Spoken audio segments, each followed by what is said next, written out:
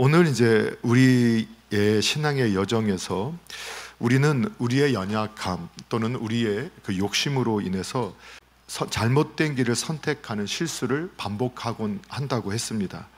그 결과 이게 바로 문제가 생기거나 막히거나 잘못된 결과로 그 길을 멈출 수 있으면 참 좋은데, 때로는 잘못된 길을 가고 있는데도 여전히 삶의 문제가 나타나지 않고 오히려 더 편안하고 안정적이기도 하는 경우도 있는 걸 보게 됩니다. 그렇다고 문제가 없어지는 것은 아니고 어떻게 보면 사실 점점 더 깊은 문제 속으로 빠져들고 있는 과정일 수도 있다라는 걸 보게 되어집니다. 우리가 잘 알고 있는 이러한 예화처럼 개구리가 실험관에서 이렇게 물을 데피면 그 온도를 맞춰가면서 자기가 나중에는 그 물에 삶아져 죽게 되는 것도 모르고 결국은 그렇게 적응하다가 죽게 되어진다라는 것처럼, 사실 하나님께서 우리가 잘못된 판단과 선택 가운데, 욕심 가운데 이런 선택을 하나님께서 지금 가만히 두고 있다고 해서 그것이 하나님께서 원하시는 판단이다, 결과다라고 할 수 없다라는 것을 보게 되어지죠. 오늘 본문이 바로 이러한 내용을 우리에게 잘 보여주고 있어요. 다윗이 블레셋으로 망명을 하고 시글락이라고 하는 도시에 거주하면서 생존을 위해서 아기스에게 충성을 하고 있는 가운데서 블레셋이 이스라엘과 전면전을 준비하는 이러한 모습을 지난주에도 우리가 살펴봤죠.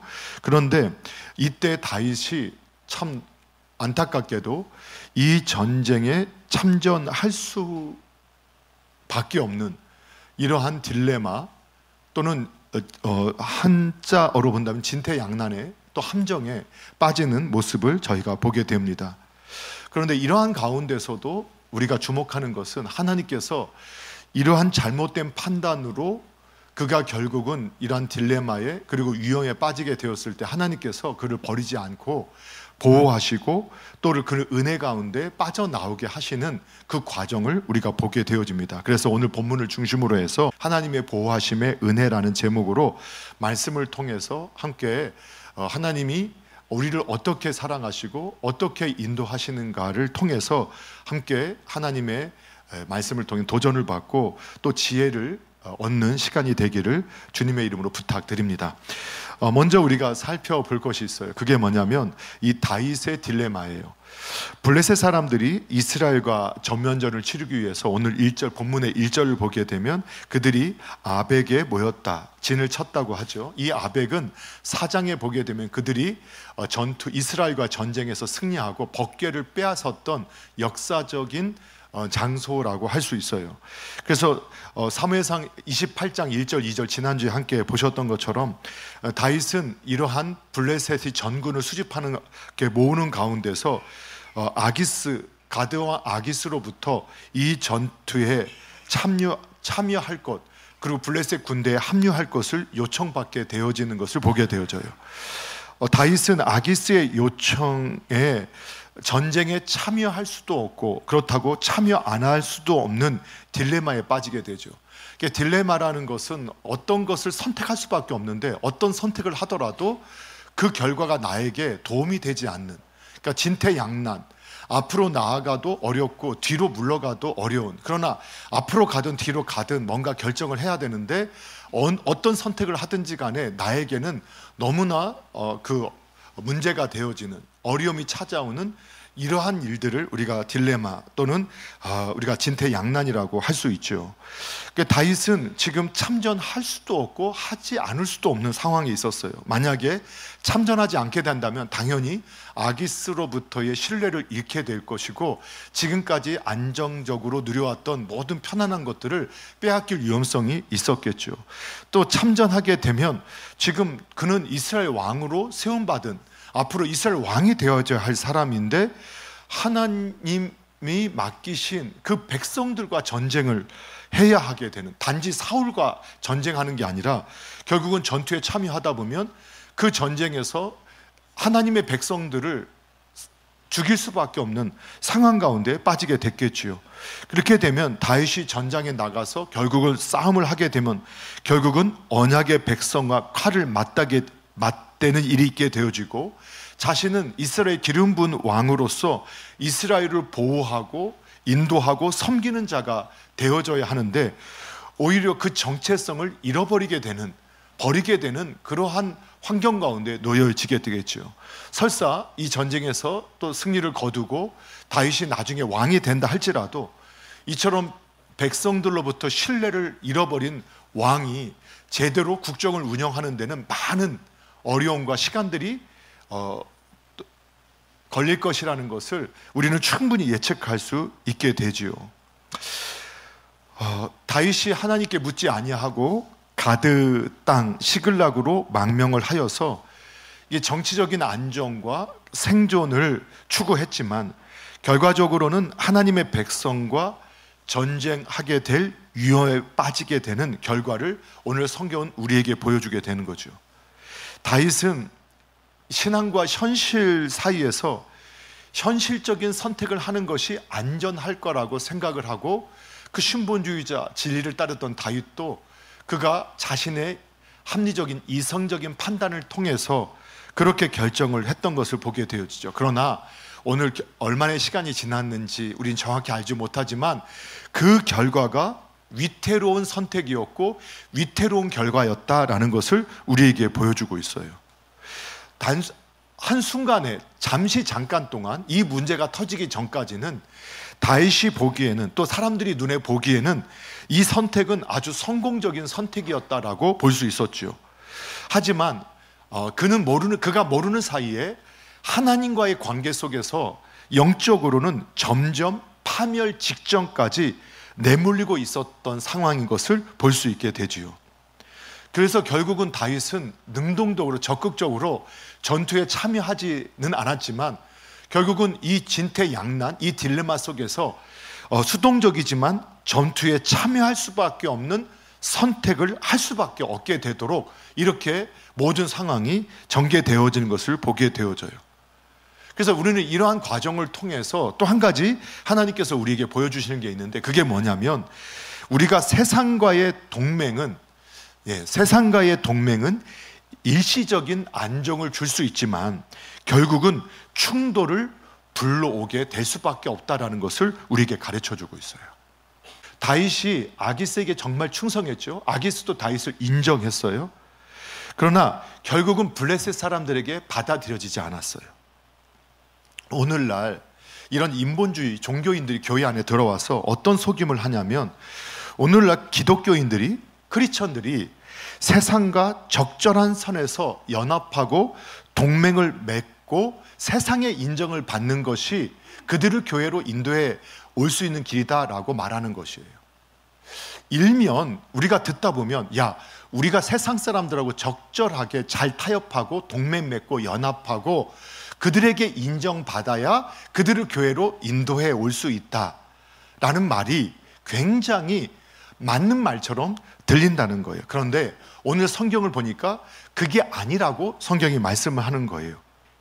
오히려 우리들이 세상과 연합할 수 있는 일들이 있죠.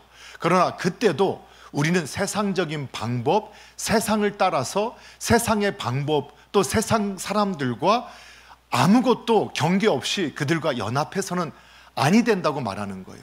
오히려 연합을 할 때도 교회는, 성도는, 크리스천은, 기독교인은 진리를 따라서 연합해야 한다라고 우리에게 말씀해 주고 있어요. 뭐를 따라야 한다고요? 진리를 따라서 우리가 연합해야 한다는 거예요. 그렇게 되면 어떻게 연합합니까? 연합이 안 되죠. 아니요. 하나님께서 역사하시거든요. 근데 더딘 것 같고 또는 문제가 있는 것 같아도 진리를 따라서 우리가 연합할 때 결국은 세상이 인정하게 될 때 그들과 연합해서 인정하는 게 아니라 우리가 진리를 따르기 때문에 그들이 인정하게 되어져야 한다는 거예요. 이 차이를 아시겠나요? 우리가 그들의 방법, 그들과 같이 술 마시고 그들과 같이 점치고 그들과 같이 종교 다원주의를 인정하고 그들과 같이 이러한 포괄적인 차별금지법을 우리가 지지하고 이러면서 그들에 대해서 우리가 인정함으로 연합되어진다. 그리고 그래서 그들을 갖다가 그들에게 인정받아서 그들을 교회로 인도해야 된다.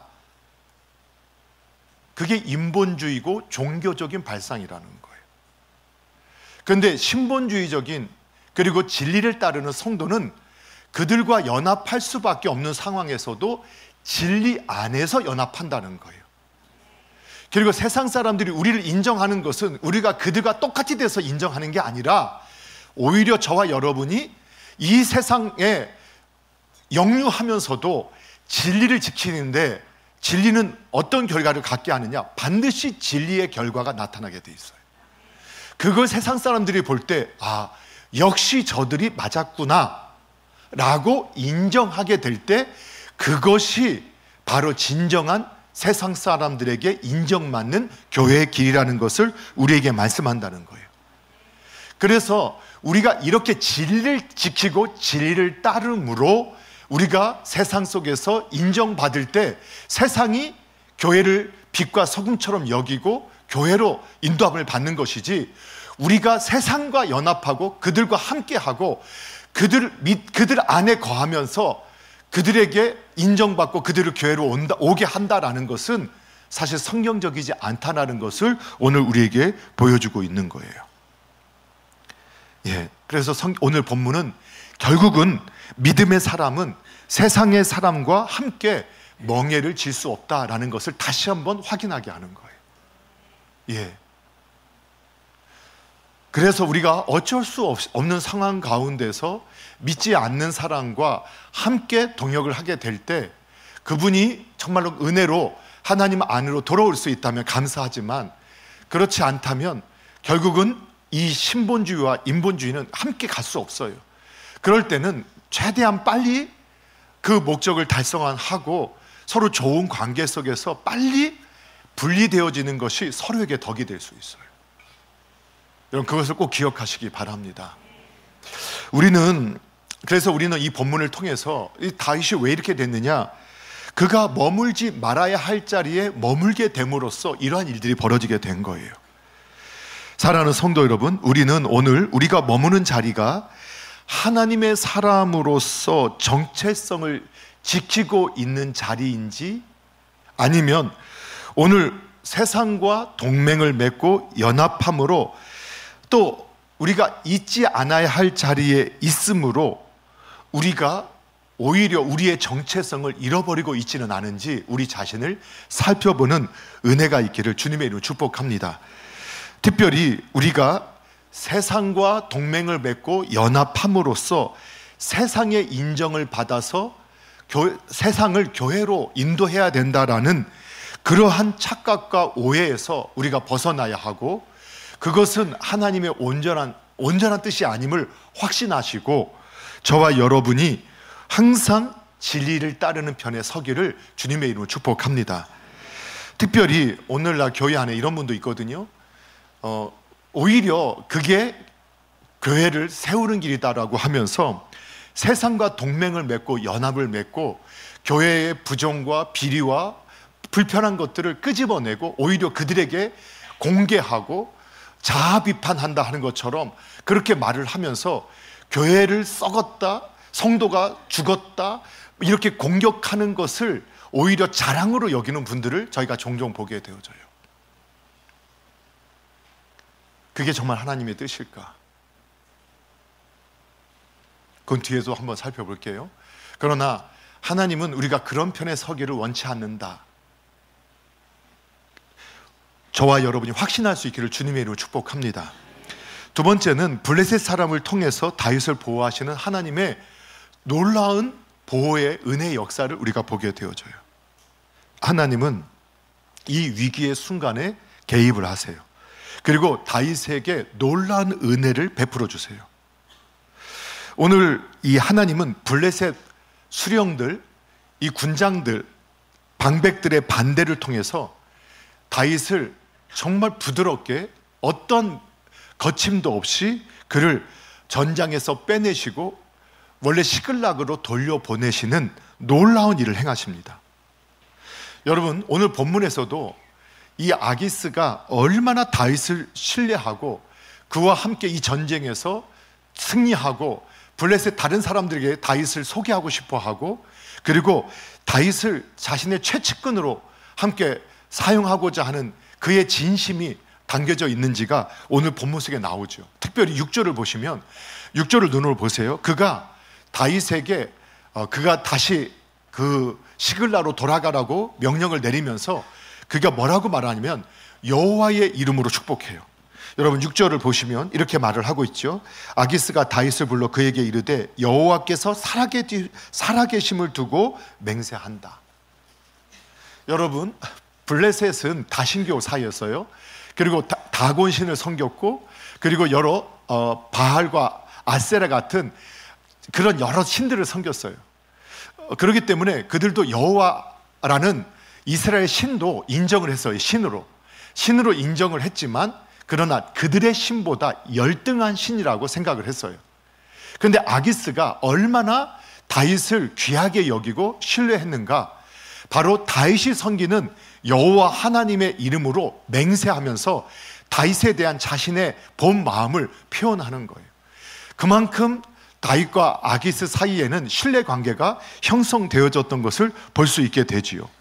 그런데 3절에 보게 되면 그렇게 아기스는 다윗을 어떻게 하든 전투에 참여시키려고 했지만, 놀랍게도 블레셋의 다른 수령들은 다윗이 어떤 사람이냐, 그도 히브리 사람이다, 그와 함께했던 용사들은 히브리 사람이다, 이렇게 표현하는데, 그냥 히브리 사람이 유대 사람이다 이 정도 표현이 아니라, 이스라엘 사람 표현이 아니라, 우리가 사도행전에 보게 되면 이 로마인들이 예수 믿는 사람들을 그리스도인이라 부를 때, 그때 처음 그리스도인을 부를 때는 그게 정말 그리스도를 닮은 사람, 훌륭한 사람 이런 말이 아니라 어떻게 그리스도를 쫓아가는 사람이 됐느냐라고 하면서 그리스도를 쫓아가는 정말로 이상한 사람들, 미친 사람들, 이렇게 말하는 조롱의 말이었고 비웃음의 말이었고 무시하는 말이었단 말이죠.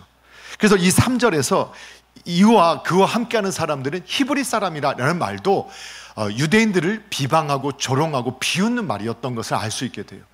그리고 4절에 보게 되면 어떤 말도 하느냐, 그가 우리와 함께할 수 없다. 왜냐하면 그가 결국은 우리의 대적이 될 거다. 그들의 입장에서 이 대적의 원문을 보게 되면 사탄이에요.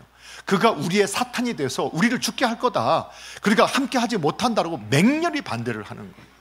아기스가 이 정도로 신뢰를 하고 어떻게 하든 참여시키려고 했던 그 마음보다 블레셋의 수령들이 가지게 됐던 두려움과 불안한 마음들, 불쾌한 마음들, 그리고 이 다윗을 인정하고 싶지 않은 마음이 훨씬 컸다라는 것을 우리에게 보여줘요. 그런데 이 모든 것이 다윗의 지혜나 전략으로 이루어진 게 아니었어요. 이것은 전적인 하나님의 역사였었어요. 다윗은 지금 딜레마에 빠져서 진퇴양난의 상황에서 이러지도 못하고 저러지도 못하고 어떠한 판단도 내리지 못하고 결국은 아기스의 요청에 따라서 수동적으로 이 전투에 참여하는 자리까지 끌려왔다고 보는 것이 적절할 거예요. 그런데 오늘 이 사건 속에서 다윗에게 하나님은 다윗과 함께하는 사람들에게 다시 한번 보여주는 거예요. 이 전장을 통치하고 있고 우리의 역사를 주관하고 계시는 분이 누구냐? 그것은 아기스도 아니고 블레셋의 수장들도 아니고 다윗 너도 아니고 다윗과 함께하는 대제사장 그리고 그 선지자들도 아니고 하나님이 역사의 주관자이시고 통치자이시다. 그걸 다시 한번 다윗에게 가르쳐 주시는 거예요. 하나님은 다윗이 빠진 위험한 상황 속에서 정말 놀라운 방식으로 다윗을 온전히, 그리고 모든 상황을 하나도 불편하지 않도록 부드럽게 정리하시는 모습을 우리에게 보여주고 있어요. 또한 이러한 본문의 내용을 통해서 우리는 한 가지 주목할 사실이 있어요. 그게 뭐냐면 우리는 자꾸 하나님을 오해해요. 하나님은 우리가 실수하고 우리가 연약하고 잘못된 판단을 통해서 이러한 험악한 결과가 있을 때도 우리를 미워하시지 않으세요. 우리를 싫어하지 않으세요. 우리를 저주하지 않으세요. 우리를 버리지 아니하세요. 여러분, 그 하나님을 믿으셔야 돼요. 우리의 잘못된 판단, 하나님을 의지하지 않고 우리의 이성 경험을 통해서 내가 결정자가 되어서 결정한 결과로 우리에게 문제가 찾아왔을 때 하나님께서 그것을 비웃고 조롱하고 무시하는 게 아니라 그때도 긍휼히 여기시고 우리를 살리시고 우리를 도와주시기를 원하시는 분이라는 사실을 저와 여러분이 확신하셔야 돼요. 하나님은 이러한 상황 가운데서도 다윗에게 은혜를 베푸셔서 그 전장에서 빠져나오게 하시는데 아기스의 신뢰도 잃지 않게 했어요. 또 자신의 동족에게도 창을 던져서 피 흘리게 하는 죄를 막으셨어요. 또 그가 이스라엘 왕으로서의 정체성을 지키게 하셨고 앞으로 있을 논쟁에서도 그를 건져주셨어요. 정말로 놀라운 은혜를 베풀어 주셨어요. 사랑하는 성도 여러분, 오늘 그래서 우리는 확신하셔야 돼요. 우리가 때로는 연약해요. 또 우리는 정말 한계가 있어요. 그래서 하나님을 그렇게 의지하고 잘 믿었던 다윗도 이렇게 실수하고 실패했던 것처럼 우리도 그럴 수 있어요. 그리고 그 결과 지금 아직 진퇴양난, 딜레마에 빠지지 않은 분도 있지만 그런 상황에 빠진 분도 있을 수 있어요. 그런데 이렇게 마음 먹지 말라는 거예요. 아, 그래, 내가 잘못했으니까 내가 죽어야지. 그래, 얼마나 나를 미워하실까, 얼마나 하나님께서 잘됐다 고소하다고 하고 계실까. 그 하나님이 그런 분 아니시라는 것을 확신하셔야 돼요. 그리고 여전히 우리가 그 상황에서 벗어날 수 있는 길은 하나님을 찾는 것이고 하나님을 의지하는 거예요. 우리를 도우시기를 원하시는 그 하나님을 믿으시고, 여러분, 하나님의 은혜 앞에서는 우리가 얼굴에 좀 철판을 깔으셔야 돼요. 그게 믿음이에요. 하나님은 나를 미워하지 않으신다. 그래도 도와주시는 분이시다. 염치 없고 정말 얼굴에 철판을 깔아도 못해. 아니요. 그래도 우리가 살 길은, 우리가 벗어날 길은 예수님밖에 없다는 것을 믿으셔야 돼요. 그리고 그분께 나아가야 돼요.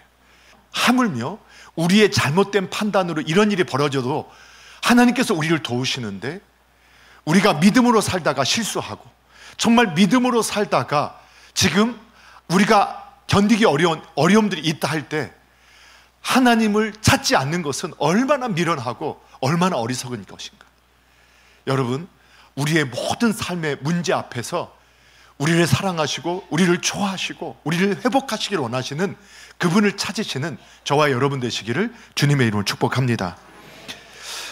마지막으로 세 번째, 오늘 이 본문을 통해서 우리는 한 가지 또 배우게 되는 게 있어요. 그게 뭐냐면 하나님의 백성이 하나님의 백성과 싸우고 찌르고 서로 다투는 것을 하나님은 원하시지 않는다. 오늘 이 본문의 사건을 통해서 하나님은 하나님의 중요한 마음을, 하나님의 생각을, 하나님의 의도를, 하나님의 뜻을 우리에게 전해주고 있어요. 그러니까 이런 것을 바로 아는 게 지혜로운 삶을 살아갈 수 있게 돼요. 하나님은 오늘 이 본문을 통해서 하나님의 뜻을 따르고 있는, 그러나 실수하고 있는 다윗의 모습 속에서도 하나님이 원하시는 모습이 무엇인가, 그래서 하나님께서 끝까지 지켜주시는 게 무엇인가를 통해서 우리에게 하나님의 뜻을 보여줘요. 그 가운데 하나가 자신의 언약의 백성끼리 칼을 겨누는 것을 하나님은 원하시지 않는다. 그것을 우리에게 보여주는 거예요. 하나님은 다윗이 이스라엘을 공격하게 되는 치명적인 그 결과를 막기 위해서 세상의 수령들, 군주들조차도 사용하셔서 다윗을 전장 밖으로 밀어내셨고 저 전장 밖으로 이끌어내셨어요. 다윗은 이스라엘의 미래의 왕으로 기름 부음 받았지만 순간의 현실적인 타협 속에서 잘못된 연합, 블레셋과의 동맹을 선택했죠. 그리고 그는 지금 너무나 어려운 위험의 환경 가운데 놓여지게 되어졌어요.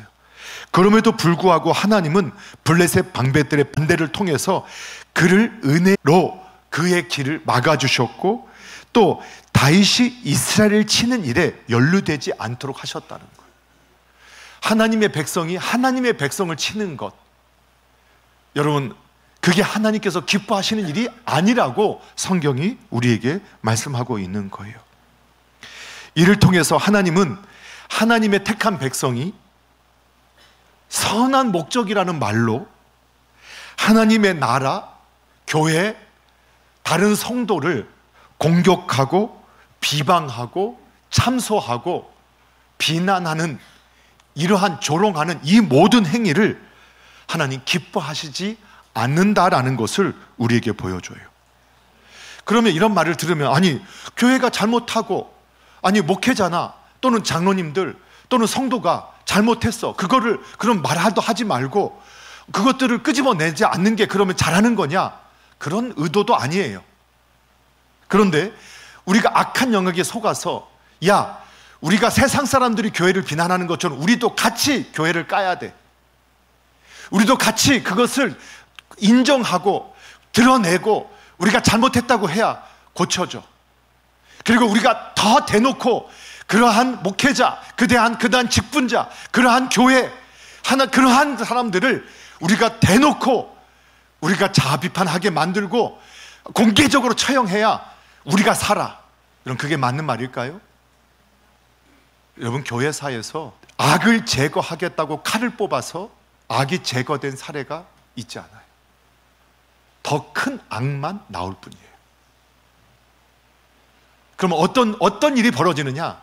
오히려 하나님의 사람들이 그 악을 깨닫고 그 악을 그 개인의 악, 그 공동체의 악이 아니라 나의 악, 우리의 악으로 깨닫고 그리고 그것을 하나님 앞에 회개하고 통회하고 자복하고 우리와 우리의 자녀들 나의 죄를 용서하시옵소서.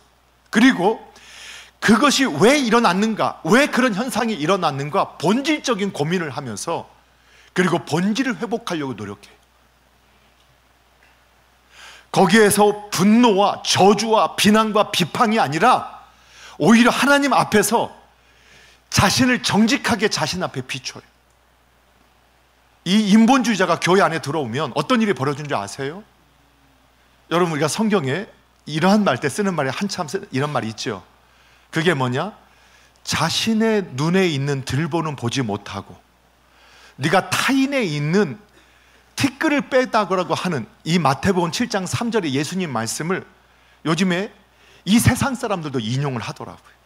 그런데 어떻게 인용을 하느냐? 그 말씀으로 자신을 비춰보는 데 사용하는 게 아니라 자기를 방어하고 보호하고 남을 공격하는 데 하나님 말씀을 사용해요. 그게 인본주의자, 종교인들, 그게 마귀에게 속한 사람들의 특징이에요. 신앙인은 어떻게 반응하느냐? 하나님의 말씀으로 자신을 비추고 우리 공동체를 비춰요. 그리고 그것을 우리의 것으로 소화하고 어디에서부터 벗어났는가를 살펴봐요. 여러분, 내로남불이라는 단어가 이제는 하나의 격언처럼 이제는 당연하게 여겨지는 시대에 저희가 살고 있는 거거든요. 사랑하는 성도 여러분, 그러한 속임에 속지 마시기 바랍니다. 교회는, 이 땅에 있는 교회는 온전할 수 없어요. 맞습니다. 개혁되어야 돼요. 모든 주의 종들이 개혁되어야 돼요. 권위 위에 있는 분에게든 권위 아래에 있는 분에게든 우리는 함부로 판단하고 정죄하고 비난하고 조롱하고 비웃고 분노와 살이에 가득 차서 없애야 되고 잘라내야 되고 죽여야 된다. 그게 하나님 뜻이 아니에요. 피투소인가 된 사람이라도 살아라라고 하시는 것이 하나님의 뜻인 줄 믿으셔야 돼요. 그래서 의로운 칼을 뽑은 사람이 분노에 사로잡힌 가장 인본주의적인 태도를 가지고 오히려 교회를 깨트리죠. 오히려 그로 인해서 교회가 깨어지고 하나님의 나라가 상처를 받게 되고 하나님의 교회가 문제가 되어지는 것들을 더 많이 보게 되죠. 누가 마귀의 도구인가요? 형제를 찌르지 마십시오. 자매를 찌르지 마십시오. 말씀을, 진리를 가지고 참소하는 자는 마귀가 하는 거예요. 율법을 가지고 참소하는 자는 마귀가 하는 거예요. 70번씩 7번이라도 안 고쳐질 것 같아요. 그래서 하나님의 은혜가 없으면 안 돼요. 교회가 그래서 하나님을 의지하지 않고 자기가 율법을 가지고 사람을 고치겠다고요? 세상을 고치겠다고요? 그게 마귀가 주장하는 바예요. 하나님의 은혜가 없이는 저와 여러분 변화될 수 없어요. 그 누구도 변화시킬 수 없어요. 그래서 하나님을 덧붙지 않는 거예요. 그럼에도 하나님 이런 은혜를 줬음에도 불구하고 다윗은 여전히 비참한 현실 속에서 벗어나지 못해요. 왜? 그가 블레셋과 연합하고 있었기 때문에. 여러분 8절 말씀을 한번 읽어볼게요. 8절 함께 읽어볼게요. 함께 읽습니다. 시작. 다윗이 아기스에게 이르되 내가 무엇을 하였나이까? 내가 당신 앞에 오늘까지 있는 동안에 당신이 종에게 무엇을 보셨기에 내가 가서 내 주 왕의 원수와 싸우지 못하게 하시나이까 하니. 아멘. 다윗의 이 태도는 어떻게 보면 인본주의적인 시각, 또 이 세상적인 판단으로 보면 아주 이 세상에서 아주 탁월한 본능의 행동력이 탁월한 사람이라고 이해할 수 있어요.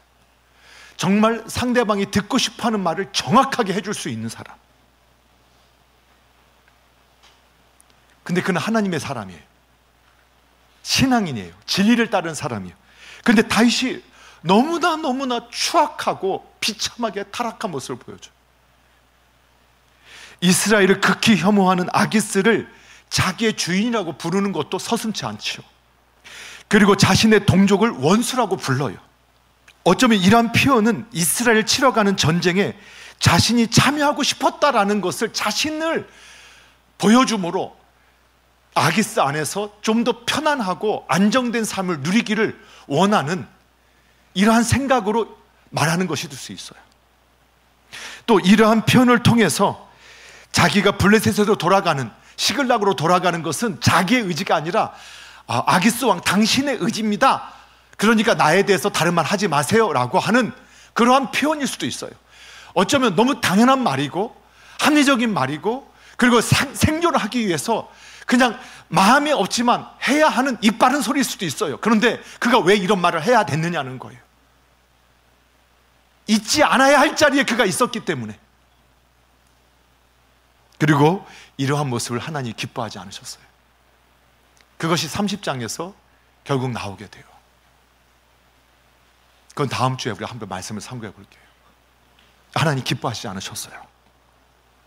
말씀을 정리할게요. 사랑하는 성도 여러분, 우리도 때로는 다윗과 같이 혼란한 가운데서 또 인생의 무게가 너무 무거워서 우리의 한계를 뛰어넘는 상황 가운데서 하나님을 찾고 의지하다가도 잘못된 선택을 하게 되고 또 현실의 타협 가운데서 또 잘못된 길에 들어선 적도 있을 수 있습니다. 어쩌면 또 오늘 그 길에 들어선 분들이 있으실 수도 있습니다. 그렇다면 지금이 그 길에서 벗어날 최고의 기회의 시간이 될 수 있음을 믿으시기 바랍니다. 그래서 지금이라도 돌이키시면 됩니다. 아직 문제가 없기 때문에 괜찮다고 생각하지 마시기 바랍니다. 다윗과 같이 어느 순간 잠깐은 성공한 것처럼 보이고 편안하고 안정된 것처럼 보이지만 결국은 내가 이렇게 선택해도 저렇게 선택해도 빠져나올 수 없는 위협 속에 빠져들게 된 자신을 발견하게 될 수 있습니다. 그런데 오늘이 기회일 수 있습니다. 오늘 모든 걸 내려놓고 주님의 은혜를 구하시는 저와 여러분 될 수 있기를 주님의 이름으로 축복합니다. 그리고 혹 그 잘못된 선택을 통해서 혹시 다윗과 같은 이러한 상황에 빠져 있는 분이 계시다면 여러분 기억하십시오. 하나님은 저와 여러분 미워하지 않습니다. 조롱하지 않습니다. 비웃지 않습니다. 여전히 살리시기 원하십니다. 여전히 도와주시기 원하십니다. 그 하나님을 믿으시기 바랍니다. 그리고 오늘이 바로 주님께로 돌아가는 그 은혜의 시간이 되시기를 주님의 이름으로 축복합니다.